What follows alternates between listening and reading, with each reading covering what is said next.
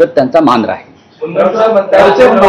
गुजरातवर उपमुख्यमंत्री एकनाथ शिंदे यांनी विस्तारानं त्यांची भूमिका मांडली आहे. त्यांचं असं म्हणणं आहे, एक तर तो कार्यक्रम गुजराती समाजाचा होता, समोर मोठ्या संख्येनं गुजराती समाज होता आणि गुजराती समाजानं महाराष्ट्राच्या विकासात दिलेलं जे योगदान आहे ते आम्हाला तुम्ही सांगू नका. अनुषंगानं त्यांनी तो जय गुजरात म्हटलं आणि त्यांचं असंही म्हणणं आहे की गुजरात म्हणजे पाकिस्तान नव्हे.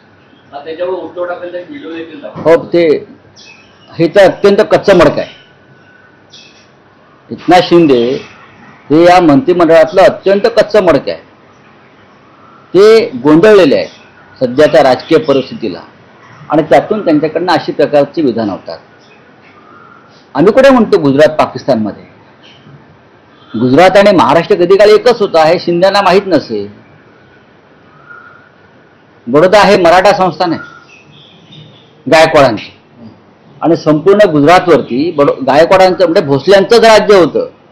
म्हणून अमित शहा किंवा मोदी बडोद्याला गेल्यावरती जय महाराष्ट्र म्हणत नाहीत. इंदूर ग्वाल्हेर ही मराठी राज्य आहेत होळकर आणि शिंद्यांची. आणि मी फडणवीसांना सांगू इच्छितो, पेशवे पण तिकडेच गेले होते, लखनौच्या पुढे, कानपूरच्या पुढे, पिठूरला. इतिहास मलाही माहिती आहे त्यांच्यापेक्षा जास्त. म्हणून तिकडले राज्यकर्ते इथे मराठी राज्यकर्ते आले आणि राज्य केलं आणि आहे. म्हणून योगी आदित्यनाथ हे तिथे जय महाराष्ट्र म्हणत नाहीत, ते जय उत्तर प्रदेशच म्हणतील.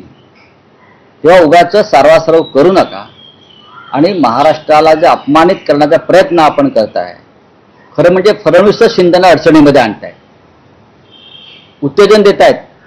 तुम्ही वारंवार अशा भूमिका घ्या, हे फडणवीस त्यांना अडचणीमध्ये आणतायत.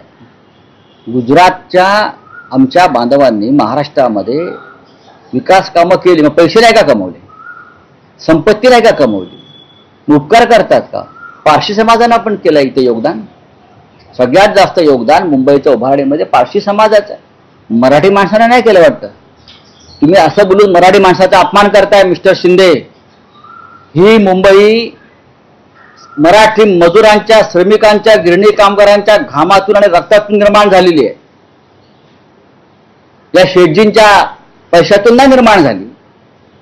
एकनाथ शिंदेने सगळ्यात आधी माफी मागायला पाहिजे आणि एकनाथ शिंदेची तरफदारी केल्याबद्दल आणि महाराष्ट्राचा अपमान केल्याबद्दल फडणवीस यांनी सुद्धा माफी मागायला पाहिजे.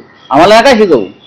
तुम्ही इथेच पैसे कमवताय ना, संपत्ती इथेच निर्माण करताय आणि त्या संपत्तीतून इकडे तिकडे थोड्या रकमेने एखादा हॉल बांधला, एखादं काय मैदान बांधलं, तर तुम्ही आम्हाला दादागिरी